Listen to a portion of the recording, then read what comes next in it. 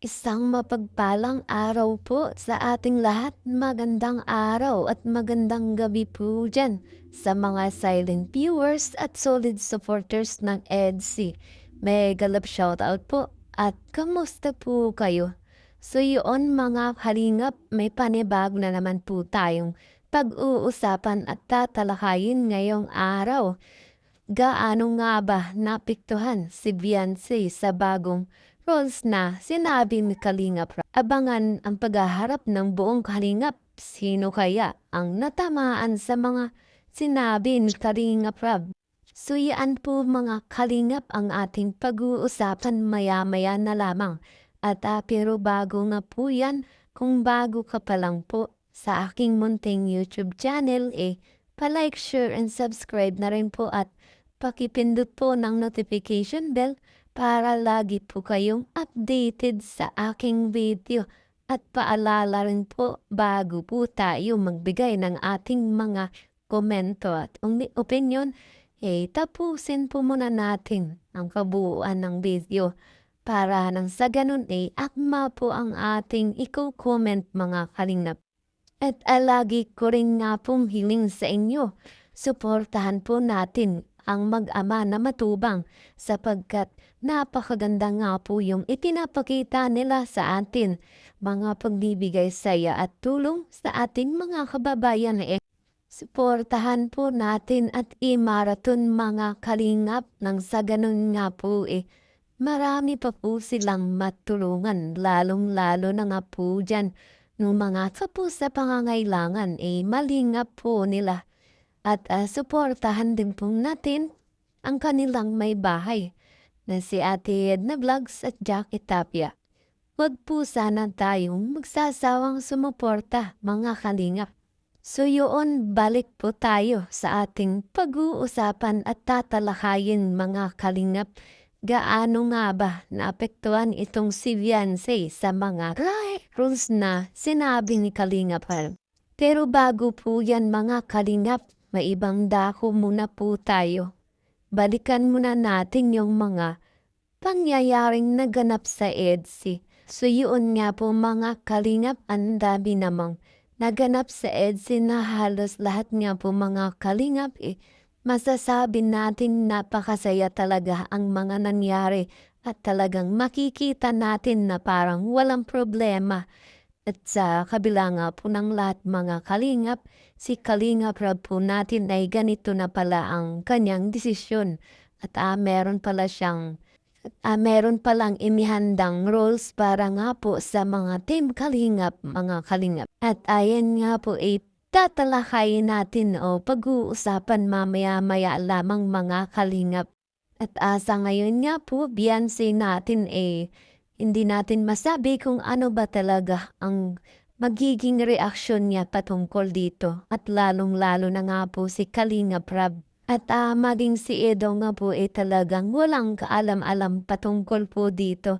At halos nga po lahat nang bigla lang. At dito nga po sa bagong rules na ipapatupad ni Kalingap Rab, mga kalingap.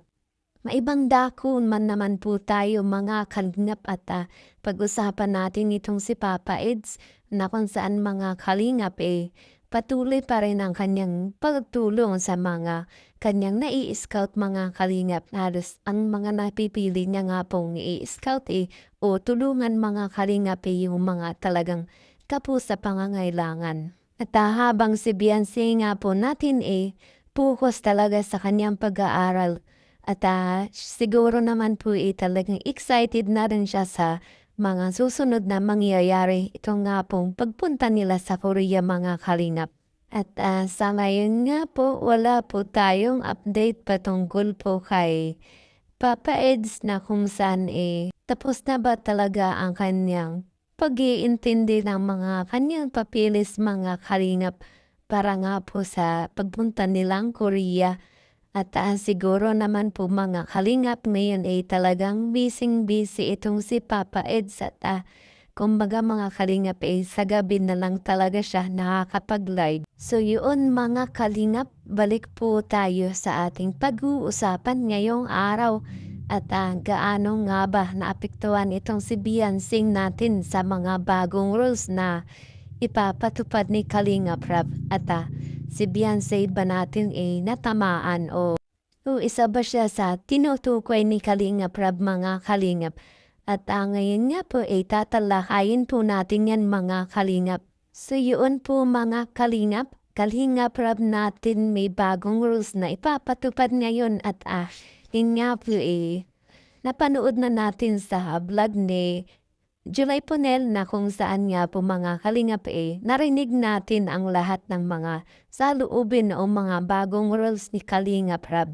At pag-usapan po natin patungkol dito kay Beyonce at Edo na kung saan, mga Kalingap isa ba sila sa mga naglabag sa mga rules ni Kalinga Prab dati na sa ngayon, mga Kalingap ay talagang babaguhin o magdadagdag si Kalinga Prab. At so yun nga po, mga Kalingap, itong si Papa Eds po natin talagang halos may nagsasabi na si Papa Eds lamang daw po ang nakasunod sa mga rules na ipinapatupad nitong ni Kalinga Prab. At syempre itong si Papa Eds natin talagang nare-respeto niya itong si Kalinga Prab bilang isang pinsan na rin, kundi bilang isang namumuno ng Team Kalingap. At bakit nga naman po umabot sa ganito ang sitwasyon ng Team Kalingap ngayon? At bakit nga po kaya umabot sa ganito ang sitwasyon ng Kalingap ngayon? At masasabi nga nating halos ikinagagalit na ni Kalinga Prab. Dahil ng araw po marami na ang lumalabag sa mga rules ni Kalinga Prab. Siyempre, mga Kalingap, at sa mga nagdaan nga po itong si Kalinga Prab natin talagang maluwag sa lahat. Kaya siguro naman po talagang nilubos-lubos na rin ng mga Team Kalingap, mga nag-i-scout. Ayun nga po, alas hindi na talaga nila nasusunod. May ilan nga pong mga pangalan na na-mention si Kalinga Prab dito. Beyonce, exposure masyado kay Doc Lab. Nandito rin nata si Doc Lab sa Manila. Ewan ko lang kung nakauwi na. Dapat nga, dapat walang ibang, tawag dyan. Ang pwede lang mag-message sa, kung may collab team yung beneficiary ko, ang pwede lang mag-direct message sa kanya, dapat yung collab team niya lang. Hindi ibang K-boys or kung sino man. Para tahimik yung buhay. Parang ganun. Kumbaga, trabaho lang tayo. Doon lang tayo sa trabaho. Focus tayo sa trabaho, hindi yung mga kung ano-ano man gimmick or ano. Kumbaga yung beneficiary natin, alagaan natin. Beneficiary sila. So, hanggang dun, lang, kumbaga, pwede tayo makipagkaibigan. Pero, yung trabaho natin as Kalingap, hindi pwedeng mawala yun.